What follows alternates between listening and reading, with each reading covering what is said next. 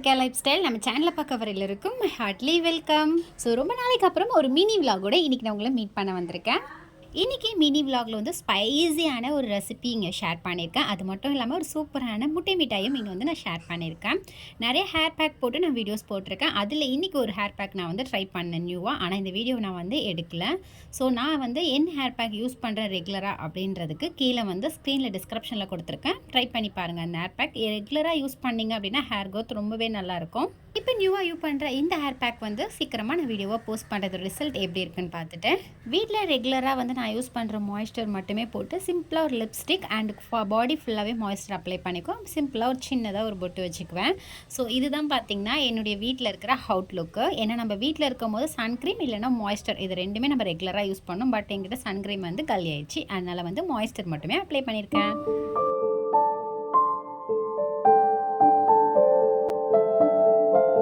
எப்பயுமே குளிச்சுட்டு வந்தேன், நல்லா ஃப்ரெஷ்ஷப் ஆகிட்டு வந்துட்டேன்னா சாமி கும்பிடுவேன் ஊதுபத்தி பொருத்தி. ஸோ அதனால் எப்பயுமே சாமி கும்பிட்ற மாதிரி ஊதுபத்தி பொருத்தி சாமியெல்லாம் கும்பிட்டு தான் சமைக்கிறதுக்கு வந்தேன். இன்றைக்கி பார்த்திங்கன்னா நான் ஆல்ரெடி சொல்லியிருக்கேன் ஒரு ஸ்பைசி ரெசிபி. இந்த ரெசிபி வந்து ரொம்பவே நல்லாயிருக்கும். வெஜ் டைமில் உங்களுக்கு நான்வெஜ் சாப்பிடணும் ஆசையாக இருந்துச்சுன்னா இந்த ரெசிபியை நீங்கள் தாராளமாக ட்ரை பண்ணலாம். ஃபஸ்ட்டு நான் இதுக்கு வந்து பிரியாணி அரிசி ஒரு 2 கப் எடுத்து ஊற வச்சுக்க போகிறேன். ஒரு அரை மணி நேரம் ஊறட்டும். அதுக்குள்ளேயும் பார்த்திங்கன்னா மீன் மேக்கர் பன்னு வந்து வாங்கியிருக்கேன். இது கறி டேஸ்ட்டில் இருக்கும்.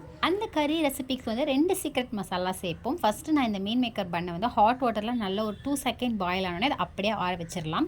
இது பன்னு வந்து நல்லா சாஃப்ட் ஆகிறதுக்காக இது அப்படியே இருக்கட்டும். கொஞ்சம் போல் கேரட்டு அண்ட் பீன்ஸ் வந்து எடுத்திருக்கேன்.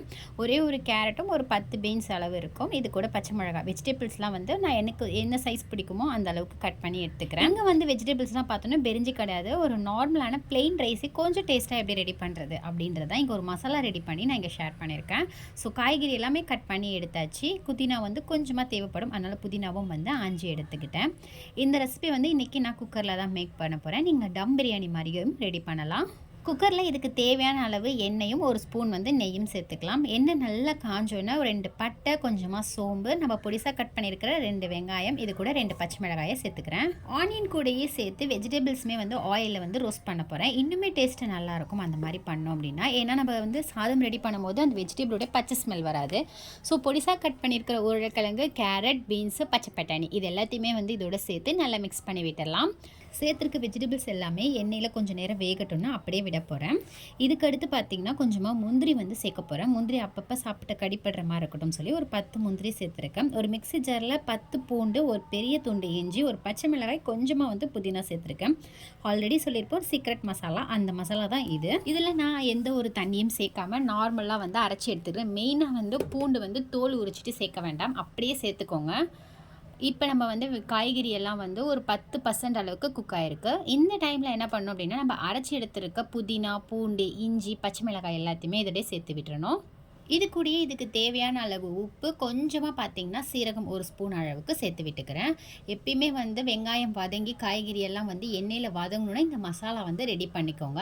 முன்னாடியே நீங்கள் அரைச்சிங்கன்னா புதினா அந்த மசாலோட சேரும்போது இதுக்கு ஒரு மாதிரி கருப்பாக ஆயிரும். அதனால் ஃப்ரெஷ்ஷாக இருக்கிறதுக்காக அப்பொழுதைக்கு நீங்கள் டைம் வந்துட்டு கொஞ்சம் அரைச்சிக்கோங்க. ஸ்டவ் லோ பண்ணிவிட்டு எப்பயுமே வந்து வாட்டரை டேரெக்டாக நம்ம வந்து குக்கரில் செய்ய போகிறோம்னா செய்வோம். ஆனால் இந்த ரெசிபியில் அப்படி செய்ய போகிறது இல்லை. 1 கப் ரைஸ் எடுத்து 3 கப் அளவுக்கு தண்ணி, கொஞ்சமாக சீரகம், சோம்பு, பட்டை, கொத்தமல்லியை வந்து கையால் வந்து கிள்ளி போட்டுக்கிறேன். இது எல்லாமே வந்து நல்லா பாயில் ஆயிடணும். தண்ணி வந்து நல்லா பாயில் ஆனோடனே அப்புறமா நம்ம ரெடி பண்ணியிருந்தோம்ல வெஜிடபிள்ஸ்லாம் வேக வச்சது அதில் வந்து சேர்த்துக்கலாம். இது ஃபஸ்ட்டு நல்லா பாயில் ஆகட்டும்.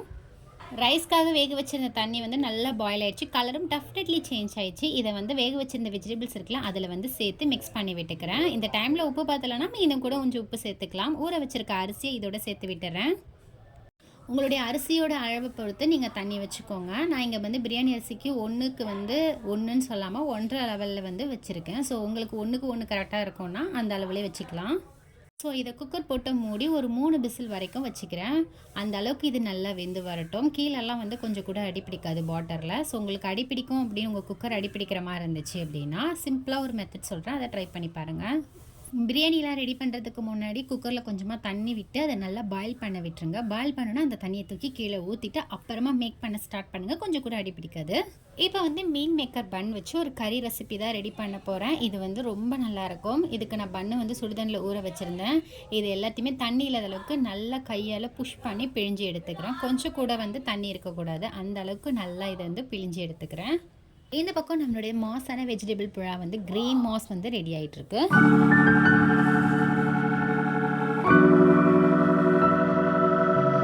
சோயா பன்னில் கொஞ்சம் கூட தண்ணி இல்லாத அளவுக்கு நல்லா ஃபில்டர் பண்ணி பிழிஞ்சு எடுத்துக்கிட்டேன். தவாழை வந்து கொஞ்சமாக வந்து எண்ணெய் விட்டு எண்ணெய் நல்லா சூடானுன்னா கொஞ்சமாக சோம்பு, 2 வெங்காயம் கட் பண்ணி சேர்த்துருக்கேன். இது கூட ஒரு கொத்து கருவேப்பிலை சேர்த்துருக்க. இவங்க எல்லாத்தையுமே வந்து நல்லா வதக்கி எடுத்துக்கிறேன். வெங்காயம் வந்து லைட் ப்ரௌன் கலரில் வந்தோடனே இது கூட வந்து நல்லா ஸ்லைஸ் பண்ணி வச்சுருக்கா தக்காளி வந்து சேர்த்துருக்கேன். 3 தக்காளி வந்து மெலிசாக வந்து ஸ்லைஸ் பண்ணியிருக்கேன். முடிஞ்சால் நீங்கள் மிக்சியில் கூட அரைச்சி சேர்த்துக்கலாம். இல்லை இந்த மாதிரி நல்ல மெலிசாக ஸ்லைஸ் பண்ண முடிஞ்சாலும் ஸ்லைஸ் பண்ணிக்கலாம். தக்காளி வந்து நல்லா ஃபைனாக வந்து குக் ஆகணும். அந்த அளவுக்கு நல்லா குக் ஆனோன்னா கொஞ்சமாக மஞ்சள் தூள், 1/2 ஸ்பூன் அளவுக்கு கரம் மசாலா, இது எல்லாத்தையுமே சேர்த்து நல்லா வதக்கி எடுத்துக்கிறேன் எண்ணெயில். மசாலாவோட பச்சை ஸ்மெல் போனோன்னா ஊற வச்சுருக்க பன்னு இருக்குல்ல, தண்ணி இல்லாமல் அந்த பன்னையும் வந்து இதோடு சேர்த்து மிக்ஸ் பண்ணி விட்டுக்கிறேன். இதை வந்து இப்படியே விடக்கூடாது, டேஸ்ட் வந்து நல்லா இருக்காது. பன்னு வந்து ஒரு மாதிரி டேஸ்ட்டே இல்லாத லெவலில் இருக்கும். ஸோ இந்த டைமில் வந்து 1 ஸ்பூன் வந்து மிளகாய் தூள் சேர்த்துட்டு இதையும் வந்து ஒரு தடவை லைட்டாக வதக்கி விட்டுறேன். இந்த டைமில் உங்களுக்கு வந்து உப்பு பத்தலை அப்படின்னாலும் உப்பு சேர்த்துக்கோங்க, அப்போ தான் வந்து நல்லாயிருக்கும். ஏன்னா நம்ம பன்லேயே வந்து கொஞ்சமாக உப்பு சேர்த்துருக்கணும், இங்கேயும் வந்து நம்ம உப்பு சேர்த்துக்கணும். தண்ணியிலே வந்து உப்பு சேர்த்து வச்சுட்டு பன்னை போட்டு ஊற வைங்க. இந்த பன்னுக்குள்ளே வந்து மசாலா போடணும். இதுக்கு வந்து தண்ணியை ஊற்றக்கூடாது, மேலாப்பில் வந்து தெளித்து விடணும். மல்லாப்பில் தெளித்து விட்டுட்டு இதை அப்படியே வந்து அங்கிட்டும் இங்கிட்டும் திருப்பி விட்டு தண்ணியெல்லாம் வற்றினோன்னே எங்கள் வீட்டிலே ரெடி பண்ண ஒரு சீக்ரெட் மசாலா வந்து வச்சுருக்கேன். இந்த மசாலா வேணும்னு சொல்லுங்கள், நான் வந்து வீடியோ போடுறேன் நெக்ஸ்ட் வீடியோவில். ஸோ அந்த மசாலா கொஞ்சம் போல் நான் சேர்த்து விட்டேன். இது வந்து செட்டிநாட்டு சிக்கன் மசாலான்னு சொல்லுவோம். ஸோ அந்த மசாலா வந்து வீட்டிலே நான் ரெடி பண்ணது. இது கூட கொஞ்சமாக கொத்தமல்லி, லெமன் ஜூஸ் வந்து சேர்த்துருக்கேன். சோயா செட்டிநாட்டு மசாலா வந்து ரெடி ஆயிடுச்சு. இப்போ வந்து நம்ம வெஜிடபிள்ஸ் வேக வச்சுருந்த புலாவும் வந்து நல்லா சூப்பராக வந்து கமன்னு ரெடி ஆயிடுச்சு. கொஞ்சம் கூட கீழே வந்து பாடம்லாம் அடிப்பிடிக்கல. ஸோ உங்கள் குக்கர் அடிப்பிடிக்கும்னா நல்லா தண்ணி ஊற்றி கொதிக்க விட்டுட்டு அப்புறமா நீங்கள் மேக் பண்ணுங்கள். இது எப்படி அரேஞ்ச் பண்ணணும்னா ஒரு கண்ணாடி பவுல் இல்லைனா ஒரு சில்வர் பவுலில் வந்து கீழே வந்து நம்ம ரெடி பண்ணி வச்சுருக்க சோயா பன் கிரேவி, அதுக்கு மேலே நம்ம ரெடி பண்ணியிருக்க வெஜ் புலா, இது ரெண்டையுமே வந்து இந்த மாதிரி லைட்டாக ஒரு அமுக்கிட்டு அப்புறமா பிளேட்டில் எடுத்து சர்வ் பண்ணிங்க அப்படின்னா டேஸ்ட்டு ரொம்ப நல்லாயிருக்கும். ஒரு 2 செகண்ட்ஸ் ரெஸ்ட்டு விட்டு சாப்பிடுங்க. அந்த ஆயிலெலாம் வந்து அந்த புலாவில் நல்லா இறங்கியிருக்கும்.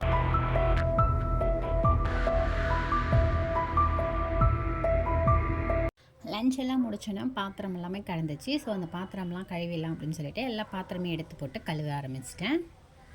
ஜஸ்ட் 2-3 பாத்திரம் தானே இருக்குது, அப்புறமா கழுவிக்கலாம் அப்படின்னு நினச்சேன்னா நிறைய வந்து பாத்திரம் வந்து விழுந்துடும். எப்படி தான் சேருமே தெரியாது. ஸோ வந்து சாப்பிட்டோன்னே கொஞ்சம் செரிமானம் ஆகிறதுக்காக பாத்திரம்லாம் எடுத்து போட்டு கழுவிட்டோம் அப்படின்னா அந்த வேலை வந்து அப்பயே முடிஞ்ச மாதிரி இருக்கும். அதனால் கையோடு வந்து கழுவி வச்சிட்டேன். நெக்ஸ்ட் பார்த்தீங்கன்னா 70வது ஆல்பம் வந்து வந்திருந்தது. ஸோ ஆல்பம் பார்க்கலாம் அப்படின்னு சொல்லிட்டு ஃபேமிலிஸாக வந்து வந்துட்டோம். ஆனால் ஆல்பம் வந்து இப்போ தான் ரெடியாகி வந்திருந்தது. ஸோ எல்லாருமே வந்து ஆல்ரெடி பார்த்துட்டாங்க. என்கிட்டையும் என் தங்கச்சிக்கிட்டையும் கொடுத்தாங்க. நானும் என் தங்கச்சி வந்து பால்கேடி பக்கம் உட்காந்து பார்த்துட்டு இருந்தோம். ஸோ நம்ம ரெடி பண்ண நம்மளுடைய கேக்கு, அப்புறம் வந்து நம்ம வீட்டிலேயே டெக்கரேட் பண்ண அந்த இதெல்லாம் வந்து ரொம்பவே நல்லா இருந்தது. ஆல்பமும் வந்து நல்லா க்ளோவாக இருந்தது. வீடியோஸில் பார்க்க கொஞ்சம் இதெல்லாம் தெரியுது, மற்றபடி வந்து நல்லா சூப்பராக இருந்தது. 17 சொல்லிட்டு இந்த லெட்டரில் அழகாக இந்த பிக் வந்தது, ரொம்ப க்யூட்டாக இருந்திருந்தது. ஸோ அப்புறம் பார்த்திங்க அப்படின்னா எங்கள் ஃபேமிலிஸ் ஃபோட்டோஸ் எல்லாமே இருந்தது. ஒரு 8 பக்கம் சம்திங் 15 பக்கம் தான் இருக்கும். பட் இதுவே வந்து நல்லா பார்க்குறதுக்கு ஹைலைட்டாகவும் நல்லா ஷைனிங் லுக்கில் வந்து இருந்தது. எனக்கு ரொம்பவே பிடிச்சிருந்தது. ஒவ்வொரு பிக்குமே நல்ல தெளிவாகவும் இருக்குது அண்ட் பிம்பிள்ஸ்லாம் தெரியாத அளவுக்கு நல்ல கிளியராக வந்து பிக் ஆகிருக்கு. வீட்டில் நிறைய ஆல்பம் இருக்குது. ஸோ ஒவ்வொரு ஆல்பமும் பார்க்குறதுக்கு டைம் வேணும், ஏன்னா எல்லார் வீட்லேயும் ஆல்பம்ஸ் நிறையாவே இருக்கும். ஸோ இந்த வாட்டி பார்த்திங்கன்னா 70ஆம் கல்யாண ஆல்பம் வந்தனால இது எல்லாத்தையுமே வந்து உட்காந்து பார்த்துட்டு இருந்தோம்.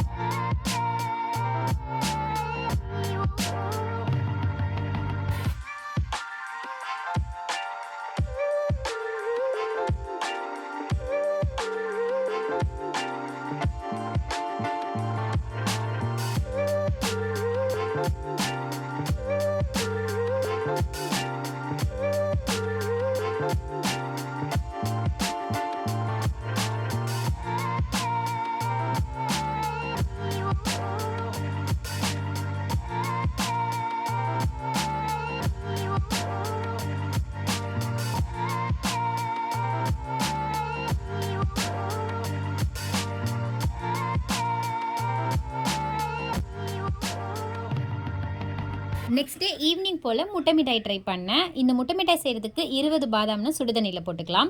இதை அப்படியே ஒரு தாளம் போட்டு மூடி வச்சுட்டா அப்புறமா தோல் உரிக்கிறதுக்கு ரொம்ப ஈஸியாக இருக்கும். நீங்கள் ஓவர் நைட் கூட சோப் பண்ணி இதை ரெடி பண்ணலாம். ஒரு 5 முட்டையை வந்து நான் முழுசாக எடுத்திருக்கேன். ஒரு பவுலில் சேர்த்துருக்கேன். இது கூட வந்து 1/2 கப் அளவுக்கு சர்க்கரையை வந்து மிக்சிலலாம் அரைக்க வேண்டாம். அப்படியே நீங்கள் சேர்த்து விக்ஸை வச்சு நல்லா மிக்ஸ் பண்ணிக்கோங்க.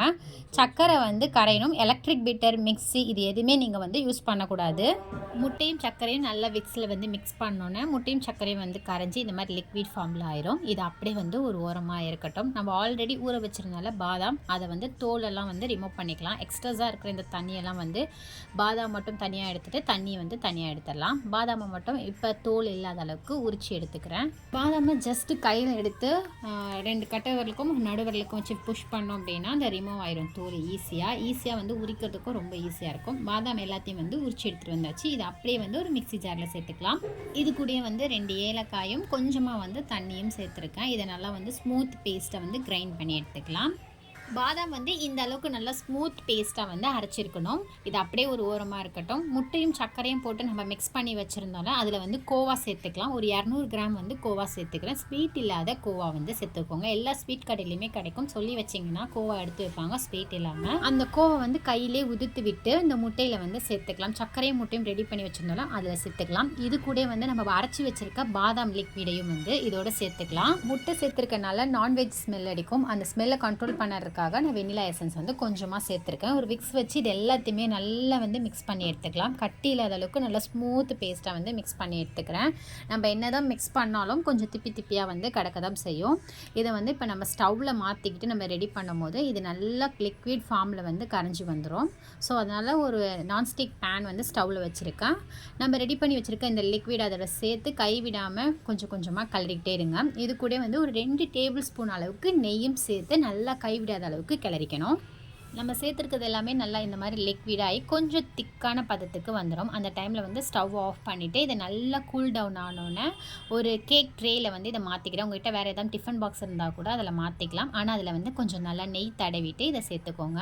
இந்த பேட்டர் வந்து இந்த லெவலுக்கு நல்லா திக்கான பதத்தில் இருக்கும். இதை வந்து நல்லா பேனில் இருக்க எக்ஸ்ட்ராஸாக இருக்கிறது எல்லாமே வந்து ஃபுல்லாக ஸ்பாட்சில் வச்சு வலிச்சு விட்டுறேன். இதை அப்படியே வந்து மேலாப்பில் கொஞ்சமாக வந்து நெய் சேர்த்துக்கோங்க. அப்போ தான் வந்து மேக்காய் வரும்போது ட்ரை ஆகாமல் இருக்கும். ஒரு ஸ்பூன் வந்து நெய் சேர்த்துட்டு ஈவனாக பரப்பி விட்டுட்டுறேன். ஸோ ஒரு குக்கரில் வந்து ஆன் பண்ணி குக்கர் வச்சுருக்கேன். நல்ல ஒரு அடிகனமான குக்கரில் செய்யுங்க. அப்போ தான் வந்து அடி பிடிக்காது. கீழே ஒரு ஸ்டாண்டு, மேலே நம்ம ரெடி பண்ணி வச்சுருக்க அந்த கேக்கு ட்ரேயும் அதுக்கு மேலே ஒரு தாளமும் போட்டு மூடி வச்சுட்டு நல்லா பேக் பண்ணணும். ஒரு 45 மினிட்ஸில் நல்லா இந்த லெவலுக்கு நல்லா பேக் ஆகிருக்கும். சைடில் வந்து நல்லா ப்ரௌன் கலரில் இருக்கும். நடுவில் வந்து நல்லா எல்லோ கலரில் சூப்பராக இருக்கும். நல்லா சூடு ஆறணுன்னு பீஸ் போட்டுக்கோங்க. இது வெந்துருச்சான்னு செக் பண்ணுறதுக்கு ஒரு ஸ்டிக்கை இன்சர்ட் பண்ணி பார்த்தீங்கன்னா ஒட்டாமல் வரும். சாப்பிட்றதுக்கு செம்ம டேஸ்ட்டாக இருக்கும். வாயில் பட்டோன்னே வந்து கரைஞ்சி போயிடும். எக் ஸ்மெல்லாம் கொஞ்சம் கூட வராது. உங்கள் வீட்டு கிட்ஸுக்கு ஹெல்த்தியாக இந்த மாதிரி செஞ்சு கொடுங்க. இந்த வீடியோ பிடிச்சிருந்தா சப்ஸ்கிரைப். நெக்ஸ்ட் ஒரு இன்ட்ரெஸ்டிங்கான vlogல பார்க்கலாம்.